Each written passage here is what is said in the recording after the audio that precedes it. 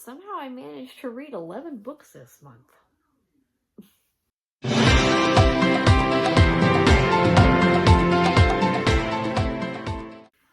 Hi everybody, and welcome back to my channel. My name is Lauren, and this is Lauren's Life Evolution. And this video is a little bit late, but I wanted to do an October reading wrap-up for you. My youngest is watching his favorite movie in the living room, so if you hear anything in the background, that's what that is. But since there's 11 books, let's just get started. The first one I read in the month of October is called The Crimson Moth, or also known as Heartless Hunter, by Kristen Ciccarelli. I'm not sure exactly how to pronounce it. I'm sorry if I'm butchering it. But basically, this is about a witch and a witch hunter. Basically, what's happening in the story is all the witches are being purged, and there's one witch who calls herself or goes by the Crimson Moth, who tries to rescue those that have been captured before they are purged. There's a witch hunter who is doing most of this, but he's really trying to catch the Crimson Moth, the main one.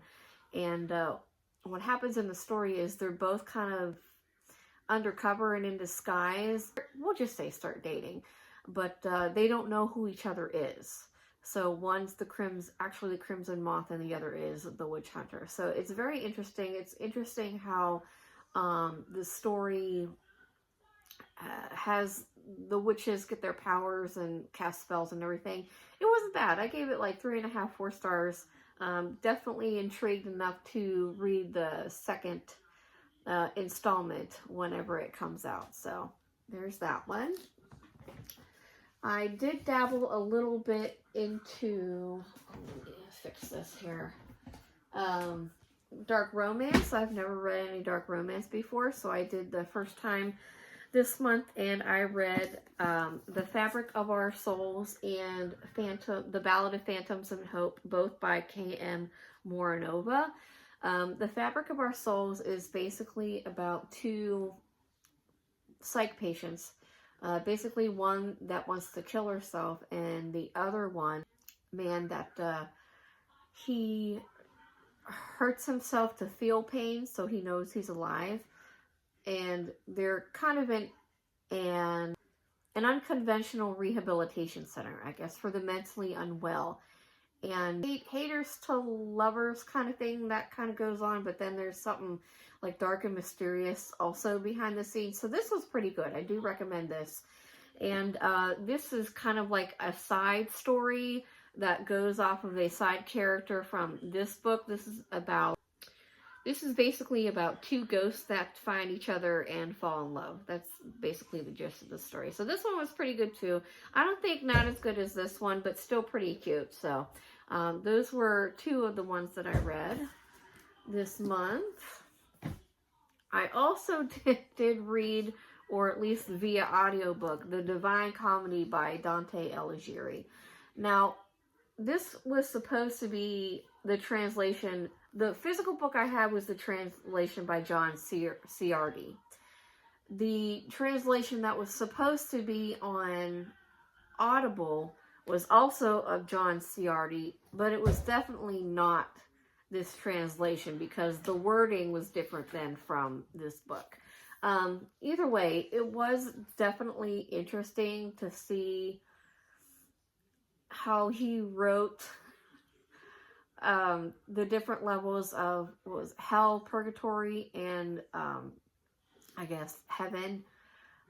It was kind of like reading a King James version of the Bible with some Greek mythology characters mixed in. That's the best way I can describe it. You just kind of have to read it yourself. This is definitely going to be something that I am going to reread in the future, not just listen to audio, but like read. But still, I'm glad I did it. I'm really not sure what to rate this one. I think I gave it 3 to 4 stars, but again, this is something I'm going to reread in the future because it's definitely interesting, to say the least. So there's that one. Another one I read is George Orwell's 1984. This was definitely a good and interesting and eye-opening read because I think you could probably rename it 2084, but it definitely shows you what can happen and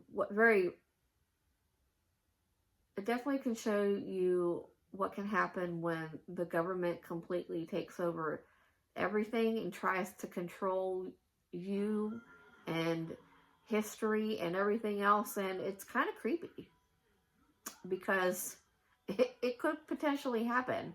For those of you who have read it, you kind of know what I mean. For those of you that haven't read it, read it. So I gave this definitely 4 stars, and I'm interested in reading Julia, which is kind of like the other character, one of the other characters' points of view, but the same story. So I'm definitely going to try and read that in November. So I did read another Agatha Christie story, Halloween Party. This is a Hercule Poirot mystery. Basically, the gist of it is basically Hercule Poirot is asked to help investigate a murder that was committed at a children's 11 to, what they say, 11 to 15 or 11 to 18 Halloween party. So a 12-year-old girl was murdered or drowned at a Halloween party, and he comes in to investigate, his Hercule Poirot ways, and it does become quite involved, but it was pretty good nonetheless. I gave it the 3.5 stars, so definitely good for Halloween time. One non-fiction book I read was called Working Stiff, and this is by a Dr. Judy Melanick, who is a medical examiner. This is 2 years, 262 bodies, and the making of a medical examiner. Once upon a time, I wanted to become a forensic pathologist, and usually a forensic pathologist does eventually become a medical examiner. And her stories of cases that she's done were very interesting. She even told about it, probably in her opinion, and also mine as well, the most horrible way to die. And also, one thing I didn't know before I started reading this book was she did tell of her accounts of the attacks during 9/11 in New York, because she was a fellow working there at the time when that happened. So she does tell about the behind the scenes of trying to identify the victims of 9/11 after they've been recovered and all that. So this was really interesting. I really did enjoy this read. This will definitely be staying on my library shelves. I also read Rewitched by Lucy Jane Wood. This was a cute story. This is basically about a girl who, I think she knew she was a witch when she was a girl, but then when she was 15, she got her powers, but she never really did anything with her powers. At the age of 30, there's like some kind of ceremony where they come fully into their powers, or if they have been deemed not worthy, their powers are taken away from them. But I guess since the age of 15 to 30, she has not really done anything with her powers, or hasn't really educated herself enough, and basically her powers are tried to be taken away, but there's some kind of loophole where she is trained for a month and has to finish these tasks in order to prove herself so she can keep her powers. There's this like secret plan behind everything, and every time she tries to complete a task, someone tries to sabotage it so she doesn't get her powers. It's definitely pretty interesting. I gave this one a 3.5 star, but this was pretty cute. So there's that one. And like I did mention, I did do a second witchy read. It's called A Dark and Secret Magic by Wallace Kinney. Okay, this is basically about a hedge witch called Kate.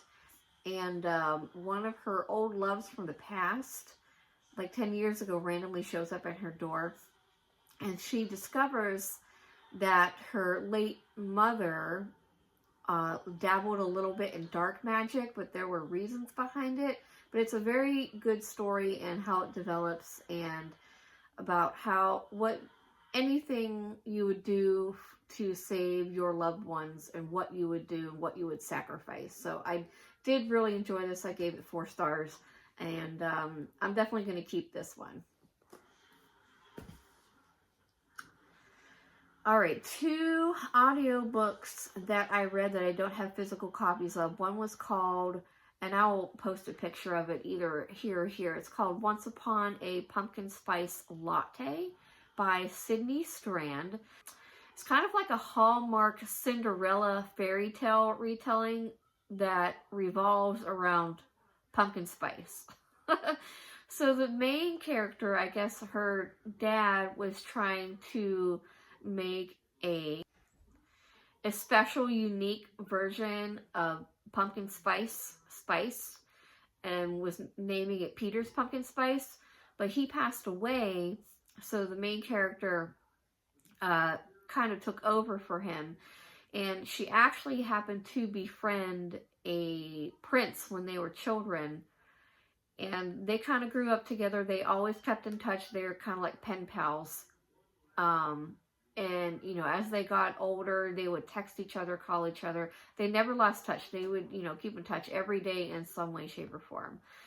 But it just so happens that this prince now is kind of being forced to take the throne and find a wife.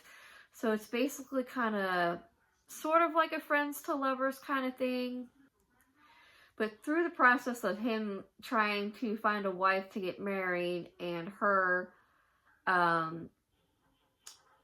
finalizing this pumpkin spice recipe that her dad created and all that, they end up kind of falling for each other, and it's really cute. There's like no spicy scenes, so if you're not into like spicy anything, just like closed door romance and all that kind of stuff, I definitely recommend it. But it was really cute. I gave it like 3.5, 4 stars. Another audiobook that I read that I don't have a physical copy of is called In the Wake of the Plague by Norman F. Cantor. So basically it's a nonfiction book about the Black Plague and how it affected the times back in the 1600s when it happened, and also how that has affected society and what goes on in different aspects today. It was interesting, but at the same time, I was struggling to finish it. So definitely, if you're really into history of the Black Plague and things like that, I recommend it. But if not, it was a struggle for me to finish it. I almost DNF'd it. But it's like, again, it's a nonfiction book. It's specifically subjected. So again, if you're really interested in that kind of thing, that would be a recommended read. So that's all 11 books I read in October. Looking forward to my November reads, and I've been enjoying everybody else's October reading wrap-up. Any questions or comments, please leave below. Thank you for watching, and I'll see you next time. Bye!